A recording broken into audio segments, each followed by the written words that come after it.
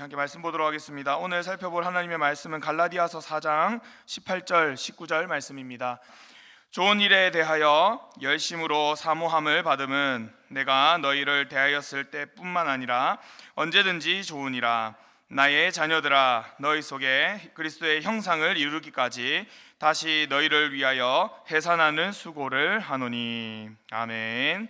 네, 오늘 말씀을 근거로 열매를 맺기까지라는 주제로 함께 하나님의 말씀을 살펴보도록 하겠습니다. 저는 이제 시골에서 나고 자랐습니다. 경남 하동, 아주 시골이지만 또 물 좋고 공기가 좋은 곳입니다. 벼농사를 하여서 1년에 농사를 아버지는 어렸을 때부터, 제가 어렸을 때부터 쭉 했고요. 그래서 이맘때가 되면 이제 시골에서는 대충 뭘 하는지 이제 전화를 해보면 압니다. 안 그래도 집에 전화를 걸어 보니까 최근에 이제 모내기가 이제 끝냈다고 합니다. 요즘에는 이제 젊은 사람들이 없어가지고 한 집에 또 다른 분들이 도와서 하고 또 딴 집에 또 도와서 하고 이렇게 하는데, 얼마 전에 저희 집 끝냈고 또 다른 집도 이렇게 도와준다 하더라고요. 드넓은 논에 이제 이항기가 지나갑니다. 이항기가 지나가면 그 모판이라는 그 못에서 조금씩 그 모를 떼서 그 기계가 딱딱딱 심어 갑니다. 일정한 간격으로 딱 심어서 혼자서도 몇 명이서도 웬만한 논들은 다 심을 수가 있습니다. 저는 어렸을 때 이제 논에서 이제 안 심겨진 곳, 이제 그런 곳을 이제 조금씩 이제 소위 땜빵이라고 하는 그런 거를 했던 기억이 있습니다. 그런데 성도 여러분, 이 모내기를 하고 나면 이제 뭐가 알아서 잘 자랄 것 같다고 생각할 수 있지만 사실 그렇지는 않습니다. 처음에 이 모가 잘 자리 잡기 위해서는 너무 많은 물도 또 너무 적은 물도 안 됩니다. 적절한 물을 확인해야 됩니다. 그래서 하루에 한 번 정도, 또 비가 오거나 그러면 2번 정도, 또 특별히 장마철이 돼서 좀 물이 많이 온다, 비가 많이 온다 싶으면 좀 더 자주 가가지고 물도 열고 또 닫기도 하고 이렇게 조절을 좀 디테일하게 해야 합니다. 병충해에도 대비를 해야 됩니다. 이제 벼멸구라고 하는 그 해충이 있는데요. 이 벌레는 사실 이제 겨울이 되면 원래는 다 죽습니다. 그래서 원래는 우리나라에서는 없습니다. 근데 이제 중국에서부터 날라와가지고 이제 우리나라에 이제 피해를 주거든요. 그래서 한 6월, 한 7월쯤 되면 이제 중국에서부터 편서풍으로 쭉 날아옵니다. 넘어와서 비가 오면 그 하늘에 있던 해충이 이제 떨어져가지고 이제 본격적으로 이제 막 갉아먹기를 시작하는 것이죠. 그래서 방제를 위해서 또 치료를 위해서 또 때가 되면 또 자주 이렇게 또 이게 농약을 또 쳐주기도 해야 됩니다. 어찌저찌 해가지고 또 이제 한 7월, 8월 지나서 이제 좀 많이 자라서 이제 본격적으로 이제 좀 있으면 이제 얻을 수 있겠네, 이제 추수할 때가 다 되겠네라고 싶으면 이제 태풍이 이제 옵니다. 태풍이 오면 이제 벼가 쓰러집니다. 특히 바람이 이제 진짜 관건인데요. 이제 너무 이제 센 바람이 와가지고 곡식 알이 다 차기도 전에 이제 그 줄기가 꺾여버리면 거의 살릴 수가 없습니다. 눕혔던 거를 어거지로 세워서 이렇게 줄을 묶으면 어느 정도 살긴 하는데, 태풍 한번 잘못 오면 평소보다 몇 % 되지 않는 아주 적은 것만 소출을 거둘 수가 있죠. 그렇게 어찌저찌 해서 이제 모든 과정을 잘 지나면 이제 가을쯤 돼서 이제 추수를 할 수가 있습니다. 가을이 되어서 이제 수확의 기쁨을 누릴 수가 있습니다. 성도 여러분, 제가 말씀드린 이 농사의 과정, 이 벼농사의 과정이요, 사실 우리의 전도의 모습과 저는 너무 닮았다는 생각을 해보았습니다. 얼마 전에 우리 교회는 이제 이웃사랑 축제를 마무리하였습니다. 많은 기도가 있었고 또 많은 수고가 있었고, 하나님의 은혜로 또 많은 우리 VIP 분들이 또 우리 이 교회당으로 와서 발걸음을 하였습니다. 그리고 또 결신하신 분도 있고, 또 특별히 우리 교회로 등록하신다라는 분들도 계셨습니다. 자, 그런데 여러분, 이 전도 축제는 마치 모내기와 같다고 봅니다. 모내기처럼 이제 시작인 것이죠. 이제부터 씨를 뿌려서 이제 뭐가 이렇게 심겨졌다고 하면 이제 알아서 잘할 것이야, 이제 잘 될 것이야 라고 생각하는 게 오산인 것처럼, 이제 새로 오신 분들이 등록을 하셨으면 이제는 본격적으로 시작하는 것이죠. 그 뭐가 뿌리를 내리고 햇빛을 받고 자랄 수 있도록 이제는 엄청난 또 노력을 하여야 되겠죠. 우리는 오늘 말씀을 통하여서 정말 이제 행사는 끝났지만 어떤 마음으로 우리가 새가족분들, 우리 새신자분들을 잘 섬겨야 될까? 이 말씀을 통하여서 함께 살펴보고자 합니다. 자, 우리 오늘 본문 4장 18절, 우리 18절만 한번 같이 읽어볼까요? 우리 18절 같이 한번 읽어보도록 하겠습니다. 시작. 좋은 일에 대하여 열심으로 사모함을 받음은 너희가 너희를 대하였을 때뿐 아니라 언제든지 좋으니라. 아멘. 자, 이 말씀은 이제 조금 배경을 좀 설명하면 좋습니다. 사실 이 말씀 자체는 이 갈라디아서에 들어온 거짓 교사들을 염두하고 쓴 말입니다. 겉보기에는 이제 섬기고 또 챙기고 진짜 관심 있는 것처럼, 그리고 참 웃으면서 다가오지만 실상은 참 이들에게는 거짓, 가짜의 그런 가르침을 주고 있는 사람들이죠. 바울이 있을 때는 별로 말도 안 하더니, 바울이 있을 때는 별로 티도 안 내더니, 바울이 없을 때 유독 열심을 냅니다. 사람 눈치를 보면서 자신이 하고자 하는 일에는 열심을 내고, 또 그렇지 않을 때는 하지 않는 가짜의 가르침을 가지고 있었고, 가짜의 가르침을 전했던 그러한 선생들이었습니다.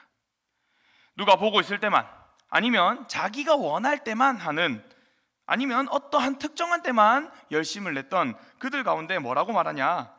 자, 좋은 일에 대해서 열심을 내는 건 좋은 거지만, 그러나 내가 있을 때만 그러지 말고 항상 좋은 열심은 항상 그래야 된다 라는 항상성을 그들에게 말하는 겁니다. 마치 너희들이 그렇게 항상 열심을 내지 않는 것은 틀린 거야 라는 것을 염두하면서 말하는 것과 같은 것이죠. 물론 이 거짓 교사들을 염두에 두면서 말한 거라 사실 우리에게 직접적인 메시지가 아닐지도 모르겠지만, 그러나 우리에게도 조금 찔리는 것은 있습니다. 그것은 바로 뭐냐? 우리 안에도 어느 정도 이런 가끔 열심, 깜짝 열심이 있을 때가 있기 때문입니다. 우리가 전도 축제를 하면 참 마음에 불이 붙습니다. 올해는, 또 이번에는 어떤 영혼들을, 또 우리에게 주어진 어떤 분들을 또 이렇게 전해야 될까? 복음을 전해야 될까? 어떻게 초청해야 될까? 한번 확 불이 오릅니다. 작정하고 기도하고, 또 가까워지면 가까워질수록 더 우리의 기도의 분량을 올려갑니다. 특별 새벽 기도로, 또 금식 기도로 우리가 하나님 앞에 간절히 기도하면서 이분들을 초청하고 또 불러옵니다. 그리고 영혼들에게도 많은 관심을 가집니다. 우리 초청하실 분들에게 또 연락도 평소보다 더 자주 하고, 또 그분들에게 찾아가기도 하고. 그런데 막상 행사가 끝나고 나면, 물론 잘 끝나서 좋지만 마치 행사를 위한 접근, 행사를 위한 기도로 끝나는 경우가 적지 않습니다. 또 마음이 조금 느슨해지기도 해서 이때는 뭔가 마음이 확 오르는데 지나버리니 또 전도 열심은 다시 조금 줄어버리는 그러한 모습도 우리 가운데 있는 것 같습니다. 참된 열심, 진짜 열심이 뭐냐? 바로 지속되는 열심이라고 할 수 있겠습니다. 우리가 작정하고 기도한 분들의 이 이름을 행사로만 끝내지 말고 계속하여서 기도의 끈을 놓지 않고 그분들을 향한 관심과 기도로 나가는 것. 또 이번 계기를 통하여서 만약에 오지 않는 분들이 있다면 또 이번 계기를 통해서 더 관계를 쌓아서 다음에는 열린 마음으로 초청할 수 있도록 그분들에게 힘을 내는 것. 이것이 지속적인 열심이라고 볼 수 있겠습니다. 물론 누군가의 권면이나 부탁을 받아서 하는 열심도 아주 귀한 열심은 맞습니다. 교회에서 하라고 하니까, 교육자가 또 구역장이 하라고 하니까 하는 것, 이것도 사실 귀합니다. 그렇게 해서 안 하는 것보다는 훨씬 귀한 거 맞습니다. 그러나 이 정도의 단계에서 머무는 것이 아니라 정말 진짜 내 안에 참된 열심이 일어나서 내 안에서 자발적으로 누가 보든 안 보든 내가 이 영혼을 향한, 이 사람을 향한 꾸준한 지속적인 그러한 관심, 그러한 열심, 성령께서 주시는 마음으로 그러한 열심이 우리 가운데 있을 때 진짜 열심이라 할 수가 있겠습니다.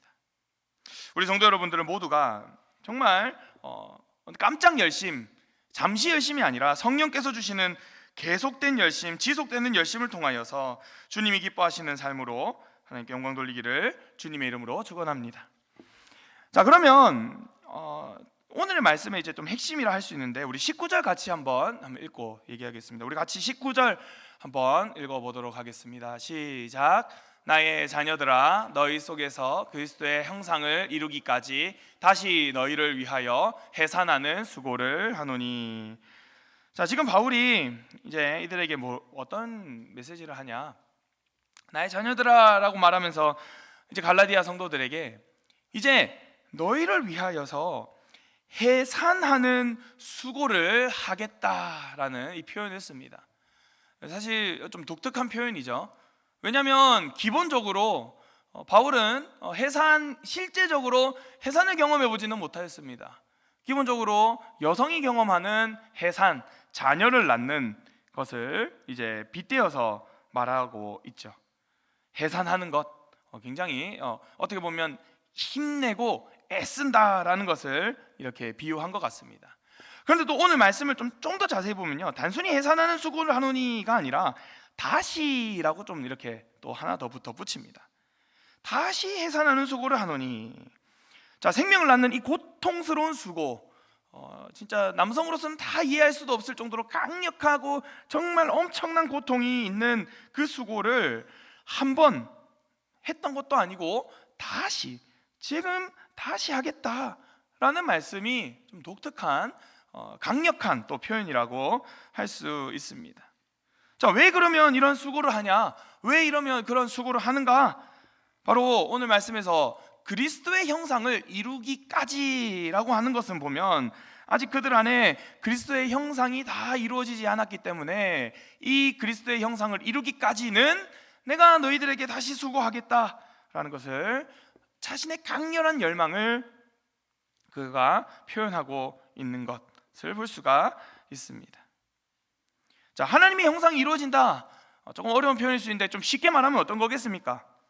이 사람이, 이 영혼이 하나님의 말씀에 순종하는 것이 좀 약하고, 예수님을 닮은 인격이 아직은 좀 약하고, 또 성령의 인도하심을 따르는 삶이 그 안에서 약하고, 그리스도의 형상, 온전한 그리스도의 형상, 어떻게 보면 그리스도의 장성한 분량으로도 말할 수 있는 어느 정도 성숙한 그 단계까지는 아직 멀었기 때문에, 아직은 부족하기 때문에 한번 내가 너희들을 위해서 그렇게나 애를 썼지만 다시 내가 또 너희들을 위해서 이렇게 수고하겠다라고 말하고 있는 것이죠.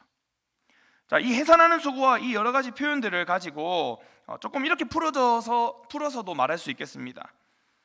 내가 너희의 영적인 어머니로서 너희가 복음을 받아들이기까지 엄청난 수고와 고통을 감내했는데, 그러나 너희가 온전히 그리스도의 형상이 되기까지, 또 예수님의 성품이 그 안에서 온전히 역할할 때까지, 이루어질 때까지, 넘어지면 일으켜주겠다, 식어지면 다시 부르짖혀주겠다, 헷갈리면 다시 잡아주겠다, 다시 수고하겠다라는 자신의 결단을 지금 19절에서 말하고 있는 것입니다.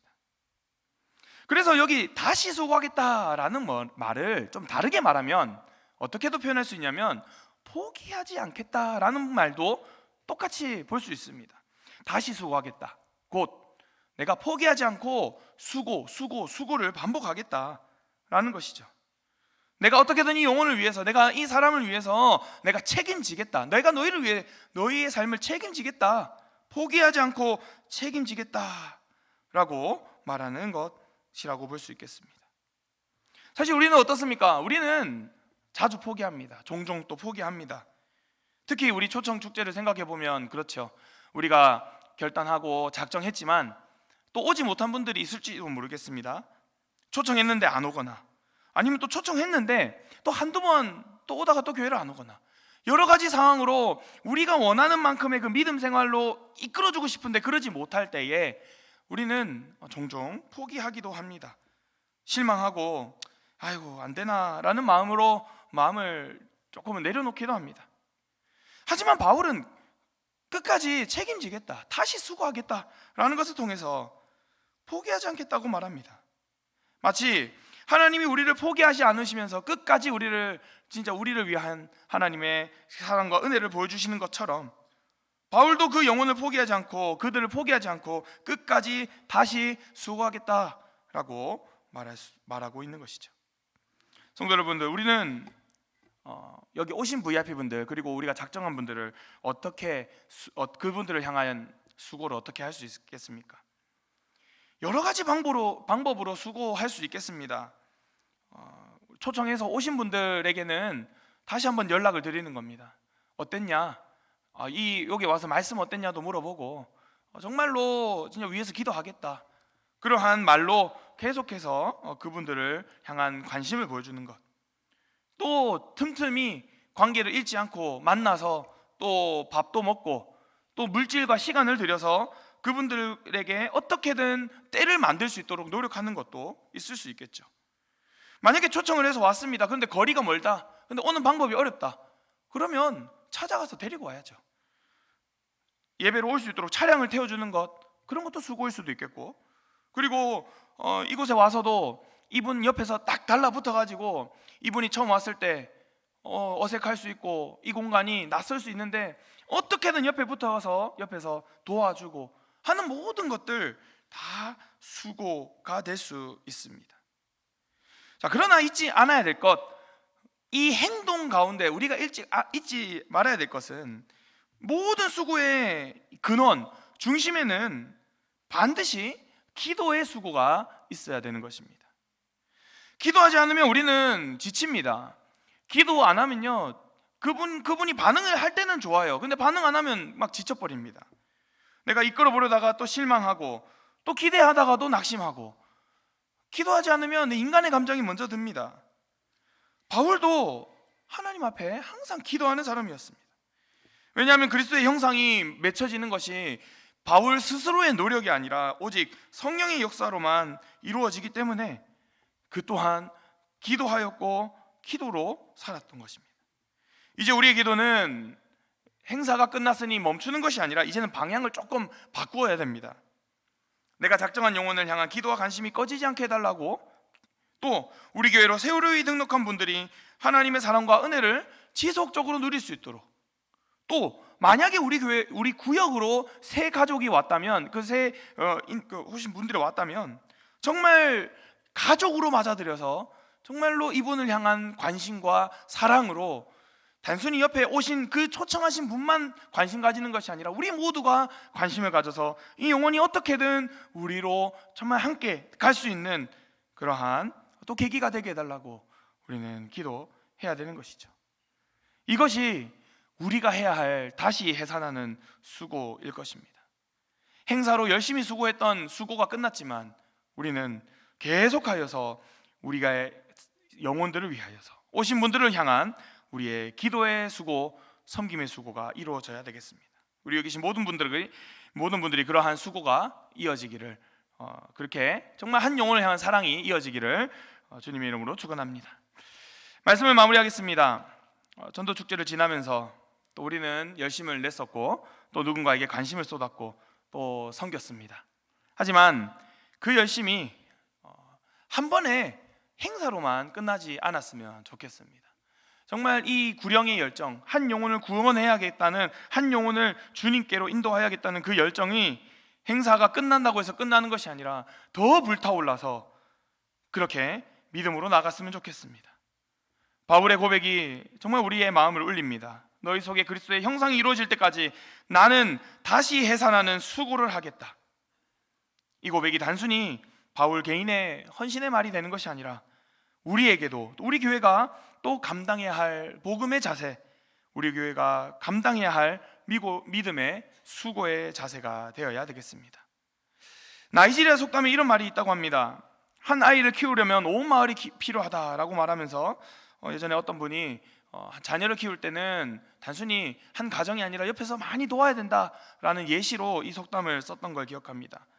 저는 이 말을 우리 교회로 바꿔서도 이렇게 말할 수도 있을 것 같습니다. 한 영혼을 섬기려면 온 교회가 함께 해야 한다라고도 생각을 합니다. 그분이 우리 교회 왔습니다. 새로 왔습니다. 근데 그 옆에 있는 한 분만, 초청하신 그분만 막 애쓰고 나머지가 애쓰지 않으면 그분을 어떻게 섬길 수 있겠습니까?